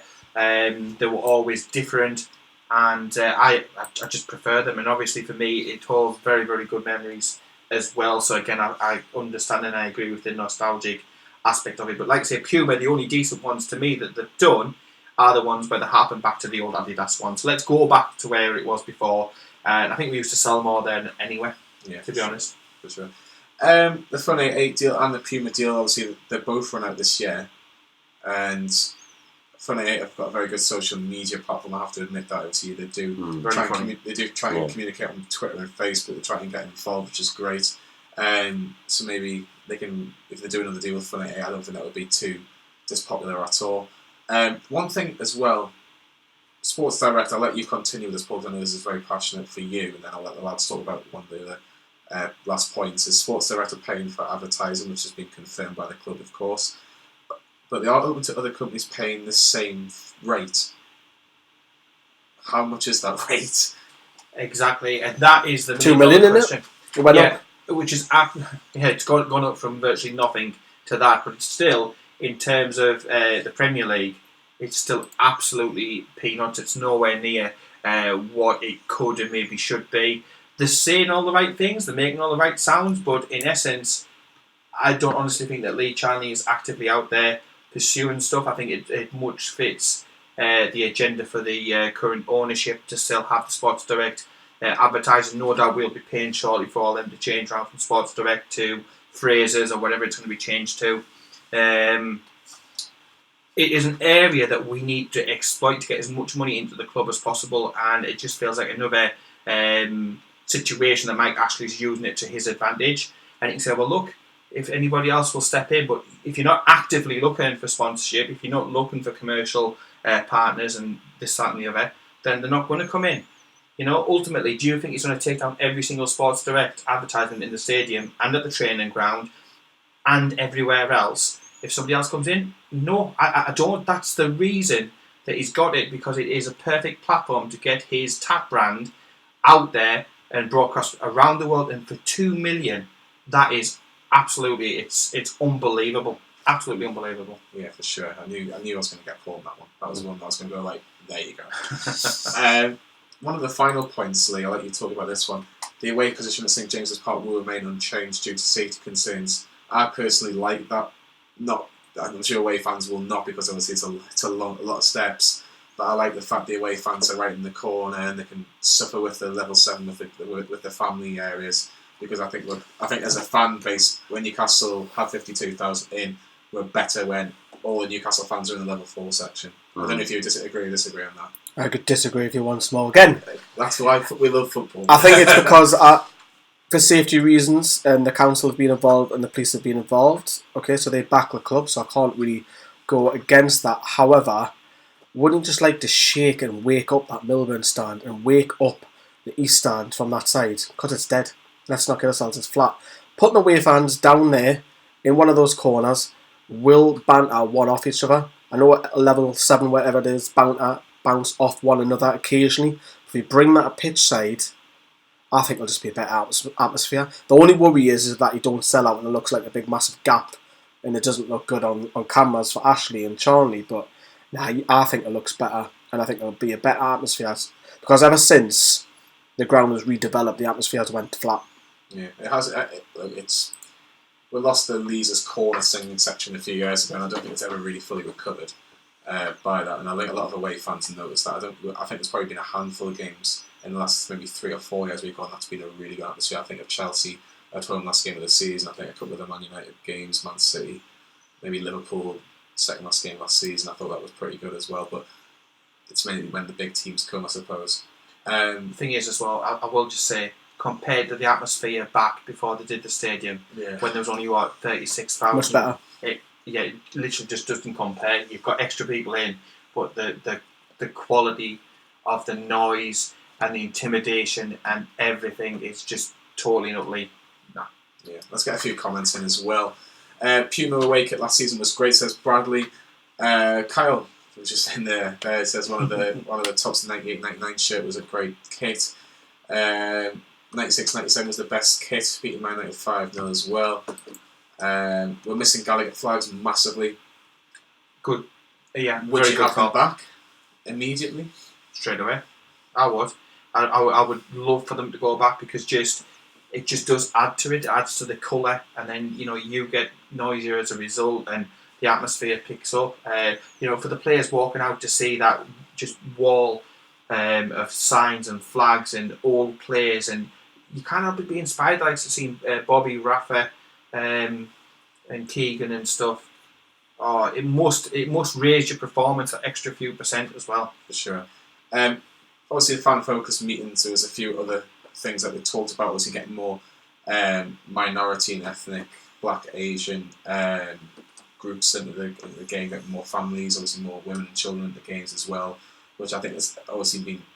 I think it's been a big plus for a long time. I think we've seen a lot more women and children at football matches now. I don't think even that's an issue at Newcastle. A permanent rainbow flag, obviously, for the LGBT community as well, which I think there is a flag in the Gallagher, which you can occasionally see. comes out, doesn't it? Yeah, but it's not all the time. And obviously to improve the support and the investment in the women's team. I know, Paul, you're quite That's a passionate big about, one. That's the big one for me. I feel, Paul, you're quite passionate about it. Lee, you're quite passionate about it as well. Me and Rob, I don't think maybe as much. But I'll let both of you go to it. What would you like to see more for the women's team?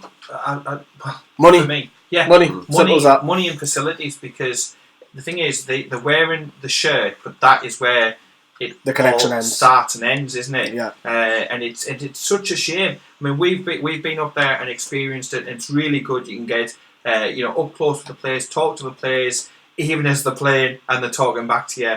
There's so much fantastic stuff that they're doing, and the work that they do to inspire others, and they're out there in the community and they're doing fantastic stuff. But we're not putting enough money in. Why are they having to play there? I mean, sometimes could they not use St James's Park? And it's you want to see the best for Newcastle across all forms of the youth team, the under-18s, under-23s. You want to see the women's team do well. I want to see all of Newcastle's teams do well. But it's just a paper exercise. For me, I said this when we done the video, Johnny, is that we've got to at least trial them getting a player St James's Park on a match day. If it doesn't work, fine. At least you've then said, we've attempted it this once, we've attempted it maybe twice, whatever. It's all down to money. They have to rely on charity. They have to rely on a sponsor paying for their kit, for their travel and everything like that. That shouldn't be the way it is. A lot of these lasses come out to do it basically out of their own will. They come and play because they love them and get paid for it. A lot of them work in just your average shops, like your top shops, and some of them work in club shops as well. They're on the box office, little things like that. For me, it's money and more coverage, and I think NUFC TV have a duty as well to go out there and film them, get the profile built, and that's down to the club. And it's all down. We do more like on. We do more. Yeah, we do. Paul, you post several of stuff about the women's. There's a video going to come up on our second channel as well about the update. So we're still learning. Don't get me wrong. We're not experts about the women game, but we'll do our best. And some of that way, me and Paul and Kyle as well want to push it. And also Isha, when she comes up, she wants to get involved heavily with the women's as well. So there's 3-4 we're wanting to push it because look, the lasses deserve it. Yeah, for sure. I 100% agree with that as well. A couple of more comments before we go to a break, and I'm going to put another thing actually which I need to mention about the free half season tickets. I'll do that now actually before I do the comments. 1,325 people responded to this question on NUST, or which who are NUST members, and 70% said no, they weren't happy with these free half season tickets, whereas 30% were happy with these free half season tickets that were made by the club. Rob, were you part of the 30% or the 70%? I didn't vote, but if you had to vote, if I had to vote, then I'm in the minority. The 30%, I do agree with the initiative because it's a great way of getting people into the games. It increases the atmosphere around St James's Park. The atmosphere is a lot better when it's much closer to a full house. Not only that, but it's a free match ticket for Premier League football for several Premier League matches. I mean, how often do you see that? I mean, we're rightfully complaining about the cost of football nowadays, and so to be given this opportunity, I know it's a huge ploy by the board to try and resolve any potential boycotts that might happen in the future. I hate to say the B word, but at the same time, it's good that they're getting this initiative gone, and I'm really surprised about how that split has gone 70-30. Really did not expect that. Lee, why do you disagree? I'm sorry to cut you off, but Lee, very quickly, why would you disagree? Look, I've took advantage of it. It's well known now, because you, Rob, can't afford to pay for every Premier League game. So I've took advantage of it, but I don't think it's right. For me, as a selfish point of view, I want to give my free ticket to Rob, to Owen and Isha, and any guests or friends of the channel. But for me personally, as a selfish point of view, I pay my season ticket over shorter periods. I pay more, so I pay £90 a month for mine, which is a lot of money. I'm not personally getting rewarded because I'm still paying full price, where someone next to me, for example, I use Rob, could be sat right next to me and he's sitting there for free.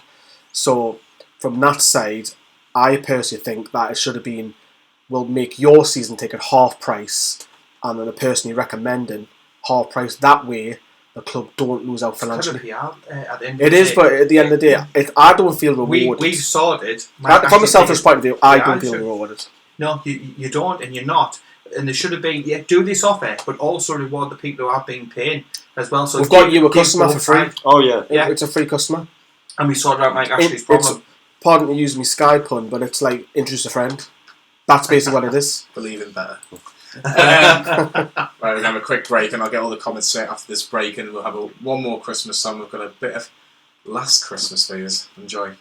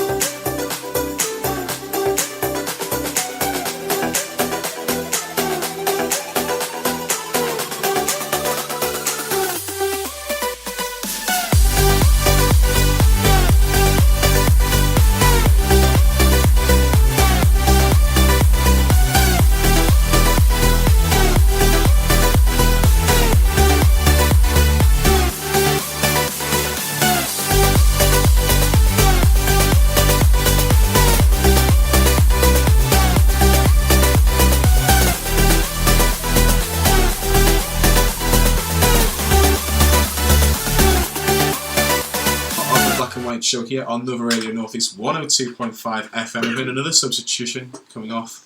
We're playing a bit of musical chairs as well. Coming off is Lee and coming on is Kyle. Welcome back, Kyle. Let's go through the comments quickly before we go on the team of the decade. Philip Kears don't agree with the free half-season tickets. I agree with you, Philip. I'm Ronaldo. I'd like a free ticket along with a flight from Bristol. And a hotel. Sorry? I'm Ronaldo, 1985. Original? I don't think so. It was 1985.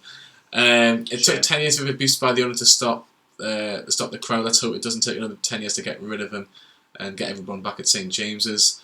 Probably will get the season tickets as the habit of watching Newcastle each week will die. The half season ticket still doesn't help people who can't afford the tickets. Not everyone knows someone with a season ticket. Again, that is true. And yeah, I think it's obviously quite mixed, but more people probably disagree. I think the 30-70 is probably about right in terms of the free half season tickets. So this is one I've been looking forward to, the team of the decade. Kyle, you did a Facebook. I did. I've got it up in front of us. You have. So, do you want us to go through the team, or quickly go through the team. Right. The Facebook followers. The Facebook 11 is as follows. I went with 4-4-2 and Krull in goal, Debussy, Colaccini, Shea, Enrique, Ben Arfa, Cabaye, Tiote, Jonas Gutierrez, and up top, Bar and Papi Cisse, with the manager being Rafa Benitez. Right. What I've done is, just for saving time, there are 2 players for each position. We have to try and agree. If we're split, then Lee gets the final say, as he will make it 3-3-3-on-2, okay? So the first one is the goalkeeper. The 2 I've got is Tim Krul or Martin Dubravka. Dubravka. I was going to go Tim Krul. But I've been outvoted. The only reason why Tim Krul was in the 5th season, I thought he was tremendous. He made some very vital saves. I'm equally as happy to have Martin Dubravka, but I've been outvoted. Lee, out of curiosity? Dubravka. 4-1. So Dubravka gets in goal. We'll start at right back. Matthew Debussy or Danny Simpson? Debussy. Simpson. Debussy was for me. I went 3-1. Reason why I've gone Debussy. Well, I'll ask Paul, why would you have gone for Debussy? End of the day, the link-up play, I thought he was just a better player. Technically a better player. I think Danny Simpson had his limitations, and I think he was a steady Eddie, but I think Debussy offered you so much more going forward. He was defensively better, and obviously he was Cabaye's best mate as well. Yeah, he was, and he got him to come to Newcastle in the end, didn't he? So that wasn't bad. Yeah. Why Danny Simpson, Rob? I'll be honest. I didn't really rate Debussy. I'll be honest. Statistically, one of the best right backs in Europe when he played for Newcastle. Yeah, it was just something about him, like he couldn't cross the ball when he was at Newcastle. That always put me off. I must admit, I thought he did A-OK. Oh, he was all right. Beat off competition. He was all right. From other teams. I think Janmaat at his prime as well would have probably come into consideration. Yeah, Janmaat for me, he was good going forward, but defensively a liability, similar to Yedlin. Yeah, very spineless. 4 centre halves: Colaccini, Lascelles, Shaw, and Stephen Taylor. You got to pick 2 for Stephen Taylor. Yeah, that was the 4th most popular name. Wow. 2 from 4. I'll let you start, Rob. Oh, there's 3 in there. Lascelles definitely. Fabian Schär as well. Lascelles and Schär. Rob. Sorry, Kyle. Colaccini and Jamal Lascelles. Paul. I'd have gone for Colo and Schär. So I've pretty much got to decide and vote on this one. For me, it's going to be Colaccini and Lascelles. So I think they actually complement each other very well. Really? I think Lascelles is more of a leader than Colaccini. Yeah. And I think for me, Colaccini was a little bit better on the ball. But I want Curlier too. He didn't get. I don't think Colaccini, looking back, gets the credit that he deserves in terms of the way when that 2012 season. Oh my word, he was just he was probably the 2nd or 3rd best in the country at that point behind Vincent Kompany. Team of the year. I think some people are just remembering the end of Colaccini as opposed to... And Jamal Lascelles, I like Schär, very technically gifted, but Lascelles, since that famous day at Southampton where he stood up as a young lad in the reserves, since that point he's been a fantastic leader on and off the field, and led that team very well to a championship trophy. And kept winning the Premier League ever since, and great character. So I'm going to say Lascelles. Yeah, for sure. I think this is going to cause a little bit more debate at left back. Jose Enrique. Who did we go for the two centre-backs? So went for Colaccini and Lascelles. Alright, I thought it was 2 and 2. No. So, because obviously you all voted for 2 out of the 3. Oh, right, so right, okay. Made me have the 2 on there. But left back, Jose Enrique or Paul Dummett. I think this is quite difficult. I went for Jose Enrique. I just felt he was a better accomplished defender. Yeah. I think in terms of when a winger was trying to take him down the line, he used his strength to basically out-muscle wingers, and it won us a lot of goal kicks and won us getting out of a lot of danger. And he had a fantastic partnership with Jonas Gutierrez as well. Are we basing this off this decade alone, so we're not including Enrique's performances in 2007 and No, so 2010 to 19. In which case, I'll definitely go for Jose Enrique. So 2 for Enrique, Paul? It's a difficult one because it's like comparing chalk and cheese.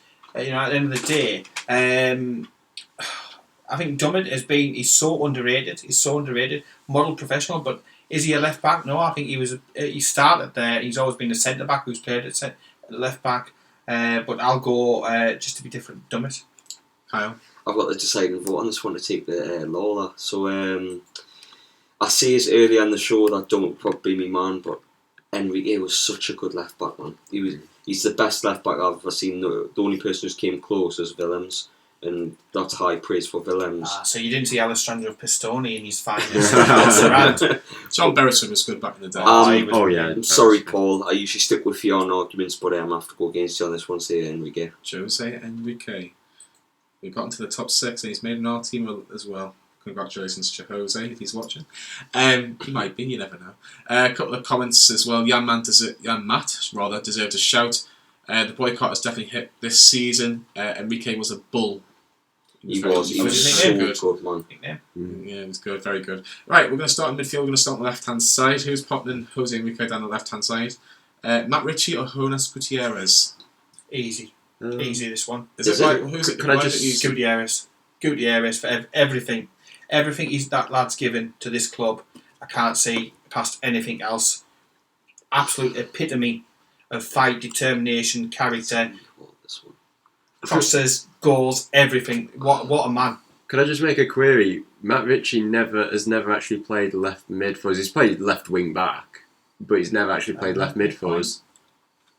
Surely he must have played left mid. Well, maybe as a cameo appearance, like for 20 minutes in a random match or something. But he was a right midfielder, wasn't he? Yeah, right midfielder, left wing back. Does that make it a lot easier then? Yeah. By Richie being in the wrong position, when I say Gutierrez. Yeah. Well, I'm surprised. I get the Dodger question because going against Gutierrez for me is like shooting Bambi. He's got probably my favourite Newcastle moment of all time when he came back and scored against West Ham. Yeah, believe it or not, I tried to do a bit different. I tried to stay away from your Facebook, and I went just on a random Newcastle website, and they did have Jonas and Ritchie on the left, and on the right, you believe it or not, was Ben Arthur or Sissoko. Ben Arthur or Sissoko. Ben Arthur would be and that was probably the easiest one. Yeah, that was always going to be straight that's the easiest one so far. So congratulations, Musa, Pat and Ben Arthur. Kyle, what did you make of Pat and Ben Arthur at Newcastle? Because I think he was probably technically the best player we've had this decade. Yeah, absolutely unbelievable was Ben Arthur. Really enjoyed him on the ball. Some of the goals he scored. My first Premier League game actually scored the winner against Fulham. August 2013. Yeah, August 2013. Cuts in on his left peg and just drills it home. Some of the goals, man, he scored in this decade. Oh yeah, Bolton. On his debut at the Everton goal. Yeah, sorry. If he put his head to it, he could have been one of the best players in the world. He's just such a fantastic footballer. What about that goal against Blackburn in the FA Cup? Yeah, the one against Bolton in the league, the one against Everton, even one that's went underrated, the one against Arsenal that he scored in the opening minutes, I remember. Such a good player, man. Yeah. Honestly, thinking back, I'm skills. Wow. 4 centre midfielders, all very, very different. All can offer a lot. But these are the 4 that they've been whittled down to. Johan Cabaye, Kevin Nolan, John Joe Shelby, and God rest his soul, Czech Tiote. Well, Gini Wijnaldum as well. He wasn't in the top 4. Was he not? Not in this way. This is a surprise. It's a person. It's just another different website. That was all. Easy for me. It's Cabaye and Czech Tiote. Czech Tiote, when he came, was absolute beast. He was like the newer version of David Batty, and you know how much I love David Batty. He loved a tackle, he loved getting stuck in, and Cabaye so elegant on the ball, spraying it all over, goals. Absolute, I would give anything to have a Cabaye type player at the moment. So to me, easy. Robert, do you have a different too? Or do you believe that Kevin Nolan deserves more of a show? In this team, did Lascelles get chosen at centre back? Yeah. In which case, there's your captain. I won't go for Nolan in that case, so I'll go for Cabaye and Tiote. I love Nolan when he was at Newcastle, it's going to be... Yeah. But Cabaye and Tiote together were just perfection, man. They were the best midfielder I've seen. Is it not a shout for John Joshua? He's been here nearly since 2016. You'd have to put him over Cabaye, and I can't do that. No. Cabaye and Tiote.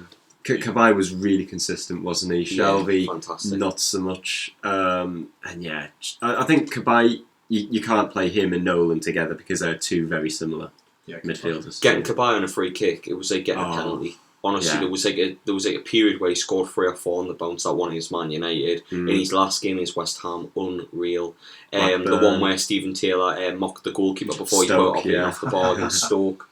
So many memories with Cabaye. Yeah. It was absolutely brilliant. Let's have a look at the strikers.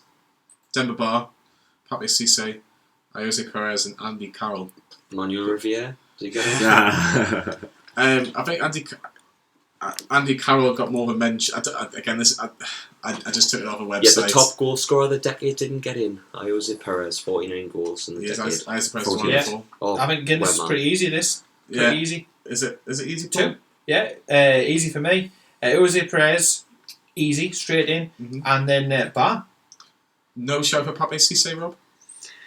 I'm tempted. Perez and Cisse, very good strikers. However, I feel in that selection when you've also got the option for Ba or Carroll to sort of be your build-up guy, your bodybuilder. You want to hold the ball up, knock the ball down. You need one of those in. So I'll go for Perez and Demba Ba. I'm going to go for Ba and Andy Carroll because in 2010. In the latter end of the Championship season and in the start of the Premier League season before he went to Liverpool, I think he scored like 26, 27 goals in that year. And I don't think any strikers came close in this decade to that, not even Ba. So Ba and Carroll for me. So we've got Ba. Everyone's gone Ba. Ba Rob. 2. Oh dear. No, I said Ba and Perez, didn't Ba I? and Perez. Ba and Perez. Yeah, that's my choice as well. So off the post. Ba and Perez. Curiosity, Lee, would you thumbs up, thumbs down? Would you have gone Ba and Perez? Rondon. He wasn't a part of the 4, otherwise he would have got my vote. He always gets my vote, Rondon. Yeah, for sure. The managers, well, obviously there was more than 4, but they were down to 4. Chris Hughton, Alan Pardew, Rafa Benitez. Anybody guess what the other one was? Steve McLaren. Yeah. What a joke list. Where's John Carver? Where is he? The best coach in the league and he's not even on the list. Just put my Rafa tainted specs back on. But obviously take that away. Before, I know we're all going to agree on Rafa Benitez, but Chris Hughton deserves a mention. Of course he does. He was, does Alan Pardew not? For that season, for that one season, and to be honest, you've got to be careful what you wish for, because at the time we wanted him out, and then you've got to be careful what you wish for. He wasn't that bad, but compared to the man, for those of you watching the stream, Rafa Benitez. Everybody for Rafa, yeah? For Rafa. So to confirm the team, Dubravka in goal was Debuchy, Colaccini, Lascelles and Enrique. Gutierrez, Tiote, Cabaye, Ben Arthur with Ba, Perez with the manager of Mr. Rafa Benitez. So yeah, not a bad team. I think they do okay. There's only 2 changes from the Facebook one, to be honest. Cisse is up top in the Facebook team, and so is sorry, I think Hornets. No, I think there's only 1. Yeah, yes, brilliant. I've smashed that one, lads. For sure. Well, obviously it's nearly Christmas, so I'd like to wish all our listeners and all our people watching on Facebook, Twitter, YouTube, all the very best for Christmas and New Year, and obviously for all the people that are working Christmas Day, like to the NHS, hospitals, of course, police, firemen, restaurants, as well as I'll get that in as well. But yeah, my thanks to Kyle Thompson. Thank you. My thanks to Rob Spiro. Thank you. My thanks to Lee Lawler. Oi oi. My thanks to Paul Rutter. He's doing a very good job on controls as well. Thank you. Thank you. Have you enjoyed it? I've been nervous. It's been a while. Nervous? It's been a while. It's been a while, just as long as Miguel Almiron. Miguel Almiron got that goal against Crystal Palace. A big, massive congratulations to him as well. We are back next week for all the reaction from Manchester United and Everton. Hopefully Newcastle can get more wins over Christmas as well. Thank you very much, guys, and enjoy your Christmas.